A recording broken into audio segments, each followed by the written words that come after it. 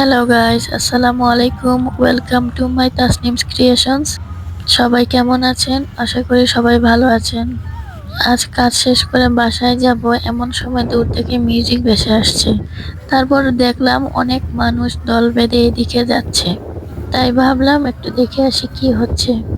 তাই হাঁটতে লাগলাম। এখন মাত্র 6:30 বাজে, কিন্তু দেখে মনে হচ্ছে অনেক রাত।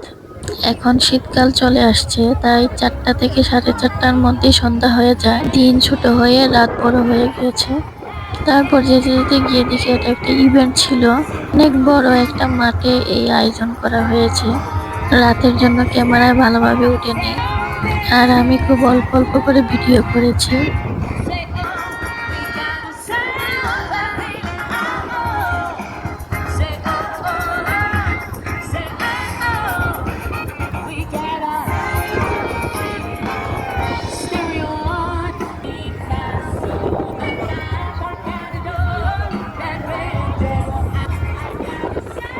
নিশাকে নিয়ে আসলে অনেক ভালো হতো, সে অনেক এনজয় করতো। নিশাকে মসজিদে দিয়ে আসছি আরবি পড়ার জন্য, আর আমি জানতামও না এই ইভেন্টের কথা। এখানে অনেকেই বাচ্চা নিয়ে আসছেন, আর এখানে অনেক রাইড ছিল। তবে এখানের অধিকাংশ রাইড ছিল বড়দের, বাচ্চাদেরও ছিল।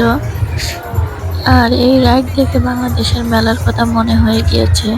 বিশেষ করে বাংলাদেশের প্রতি ডিসেম্বর মাসে বাণিজ্যিক মেলা হয়, আর সেখানে অনেক ধরনের স্টলস, রাইড, ফুচকা, চটপটি খুব মিস করি।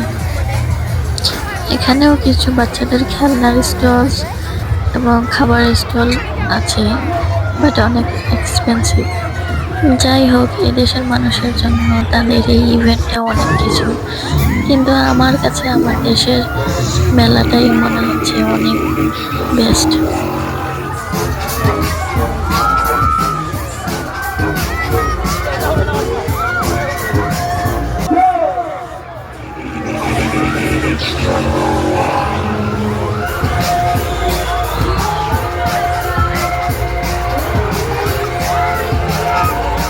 এগুলো ছিল সব বড়দের অ্যাডাল্ট রাইড, এবং বাচ্চাদেরও ছিল।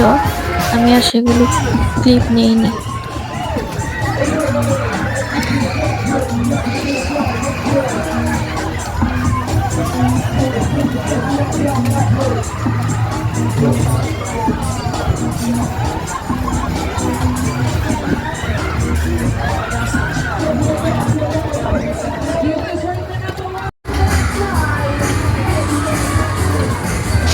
আর এই রাইডটা তো বাংলাদেশের কমন একটা রাইড।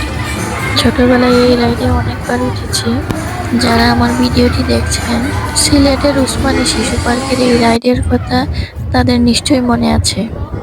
যাই হোক, মানুষের ভিড় ঠেলে বের হয়ে গেলাম, কারণ আমার নিসার মসজিদ ছুটি হয়ে যাবে এবং ওকে নিয়ে বাসায় যেতে হবে।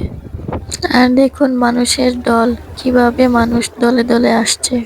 তো সবাইকে বিদায় জানিয়ে আজকের মতো এখানেই সমাপ্তি। সবাই ভালো থাকবেন।